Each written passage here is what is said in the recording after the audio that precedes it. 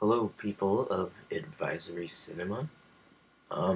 This is going to be a WoW guide, and you can find my YouTube channel at youtube.com/MischiefWoW.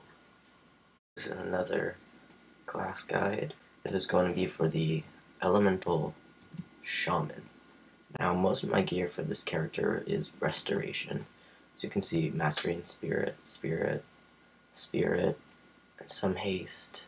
I do have a couple pieces of elemental gear, like this, my rings, but I've been getting requests in personal YouTube messages for specific guides, so I'm just improvising as much as I can, and although I won't be doing as much as you should be able to with proper gear, I should be able to give you the information you need to play your character properly. So first we'll look at talents. You're going to want Acuity for just increased crit. That's going to be helpful. Crit is not the best for an elemental shaman, but it's still going to help. Convection is going to reduce the mana cost of your damaging spells, so that's always good. Concussion is going to increase the damage of your main rotational spells as an elemental shaman, so that's good.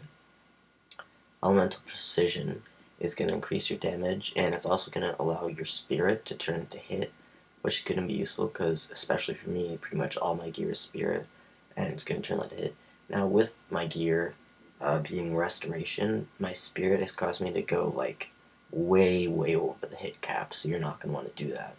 But that's just this character. Reverberation is going to reduce the cooldown of your Wind Shear, which is your Interrupt and your Shock spells, so that's going to be very useful. Call of Flame, this is going to increase the damage of your Fire Totems, Fire Nova, and Lava Blast. That's good. Rolling Thunder, basically when you deal damage with Lightning Bolt or Chain Lightning, when you have Lightning Shield active, you're going to have a chance to gain mana and get an additional charge on your Lightning Shield. That's going to be good, especially for its talent down here, which I'll explain later. Elemental Focus, it's basically you have a chance to proc reduced mana for your next two spells. Lava Flows is going to increase the critical bonus of Lava Burst, which it's always going to crit if you have Flame Shock. It's going to increase the damage dot portion of Flame Shock. Elemental Oath is a raid buff, which is going to cause, just you are going to get 10% more spell damage, and your raid is going to get the 5% crit. Now, I was talking about before Rolling Thunder, where you're going to get an extra charge on your Lightning Shield. This can help for Fulmination, which is when you have more than 3 Lightning Shield charges, your Earth Shock will consume the extra charges to deal additional damage, so that's going to be very helpful. Elemental Mastery is a great cooldown. It's going to cause your next main spell to be instant, do extra spell damage for a while, and have extra haste for a while. So that's a very useful cooldown. Totemic Wrath, basically when you have your fire totems active, your party and raid members are going to have 10% more spell power. Lava Surge, you have a chance to reset the cooldown on your Lava Burst when Flame Shock is ticking. Feedback, when you cast Lightning Bolt and Chain Lightning, it's going to reduce the remaining cooldown on your Elemental Mastery cooldown. And finally, Earthquake, which is basically an AoE placeable thing. It's very helpful for AoE. Elemental Weapons, it's going to increase the benefit of Unleash Weapons and your Flametongue weapon. Improve Shields, you're going to improve your Lightning Shield damage for Fulmination. And if you ever use Water Shield for some quick regen, it's going to help with that too. Astral Swiftness, this isn't DPS, this is just very good for mobility. I don't really care as much about the movement speed, but it's going to make your Ghost Wolf instant, so you can just quickly run if you need to run quickly. And I don't bother taking anything in the Restoration tree. So now we can look at glyphs. Now, there's one glyph that I don't have, Unleash Lightning, which is going to allow you to cast Lightning Bolt while moving. That's going to be very good for mobility, but all in all, if you're not moving, the 3 prime glyphs I have are going to be better for DPS. Flame Shock is going to increase the duration of your Flame Shock by 50%, and it's going to be very useful, so you don't have to always refresh it. Lava Burst, 10% more damage, good. Lightning Bolt, 4% more damage, good. Now, major glyphs, especially for Shamans, not very amazing for DPS. Hex for CCing you might want to take, but I find I don't hex very much on this character. Glyph of Thunder, that can be useful because Thunderstorm gives you mana back. I don't find I use that too often with my over spirit dose from my restoration gear, but if you don't have that, you might want to take that. For the most part, there's not really anything great in this tree, or this set of glyphs. Minor glyphs, like most, are not very great. If you want to hit stuff without knocking them back, you might want to take Thunderstorm. But I find I use it for PvP or anything. If not, I just won't go close enough to hit them. Alright, so I guess we'll look at stats now. Stats, first you're going to want to hit your hit cap, so you can do that by hit rating on gear or spirit on gear. Now, like I said many times, my hit chance is way over the hit cap, but that's just me. Past hit is going to be your Intellect. It's going to give you max mana, damage, it's just all around good. After Intellect is Haste, so you can cast faster, it's always good. Past Haste is Mastery, and Mastery, this is a kind of interesting mastery for Elemental. It's like a proc. When you cast Lightning Bolt, Chain Lightning, or Lava Burst, you have a chance to proc an almost additional spell. So it's very interesting compared to most of the masteries, which are just block, straight damage, straight healing, whatever. And then after Mastery is Crit, which is not too great, like I mentioned when I talked about Acuity, but that's just a free talent. Alright, so now we can look at the main rotation. It's not very complex, but you still need to know the rotation. So you're always going to want to have Lightning Shield up. Between fights, if it's at 3 or less charges, refresh it. If it has more than 3 charges, you're going to leave it. You're always going to want to have your Flametongue weapon active.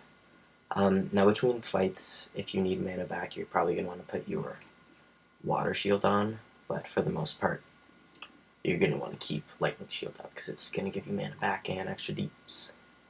Alright, so for your totems, for water totems and earth totems, there's none that are really DPS friendly. For elemental, you're going to either have armor, slow, taunt, melee, removing fear and stuff, or a 10-minute cooldown. Earth Elemental does do DPS, but it's on a large cooldown, so you're going to only want to pop that with cooldowns. So I just kind of by default use Stone Skin. For Fire, Magma Totem for AoE, Searing Totem for single target. Once you have the Totemic Wrath talent, Flametongue Totem is 100% useless. And Fire Elemental Totem is amazing DPS, but again, it's a cooldown. Healing Stream heals you. Mana Tide gives you a little bit of mana Spring. But if you have Might on you, it's going to override it, which I find I usually have, so I don't bother putting that on my main totem section. Elemental Resistance, no better than Healing Stream. And Totem of Tranquil Mind. I guess that's decent, but I don't really bother putting it up. Wrath of Air Totem, it's going to give you Haste, it's very good. If someone else has a Haste buff, but you have no melee Haste buff, put Wind Fury down. Now Searing Totem only lasts 1 minute, so you have to make sure you always keep it up. And that's going to help you DPS. So mainly you're going to want to keep your Flame Shock on the target at all times, which is important. You have a Glyph of Flame Shock. I don't know why my Searing Totem isn't attacking, maybe because it's a dummy. Let's see if I put it here. I guess it doesn't want to attack. Oh, I procced one of my my trinkets. It makes me look pretty cool. So you want to keep Flame Shock active, Lava Burst anytime it's off cooldown, and when it just procced from Flame Shock, so I'm going to cast it again. When I mean it procs from Flame Shock, it's from the Lava Surge talent. So keep Flame Shock up, Lava Burst when it's off cooldown, and then you're going to want to spam Lightning Bolt. So that's essentially it. Now when you're moving, you're really going to be able to cast Lava Shock, or Flame Shock, sorry, and your Unleash Elements. Those are your two moving. And if you have Glyph of Lightning Bolt, you're obviously going to be able to cast Lightning Bolt. And you can pop Spirit Walker's Grace, and you can cast any of your spells while moving. But that's mainly when you're going to want to use Unleash Elements, is when you're moving. As far as Elemental Mastery, because you have the feedback talent, it's going to reduce it very often. So if I pop it right now, I like to use it for Lightning Bolt because it's the highest cast time. So I'm just going to keep on casting it.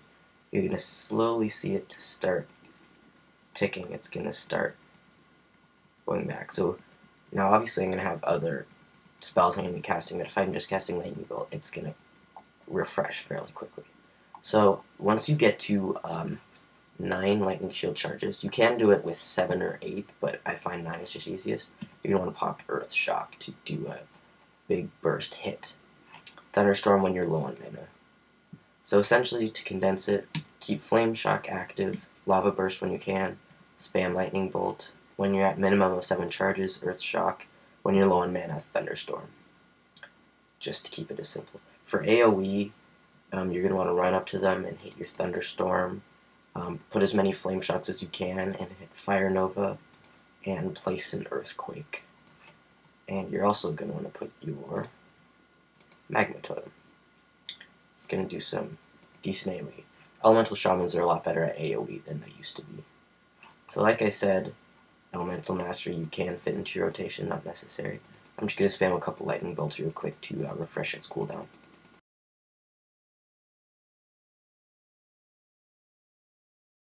Alright, so now that Elemental Mastery is refreshed, I'm just going to quickly pull back my totems, and I'll go through your cooldowns.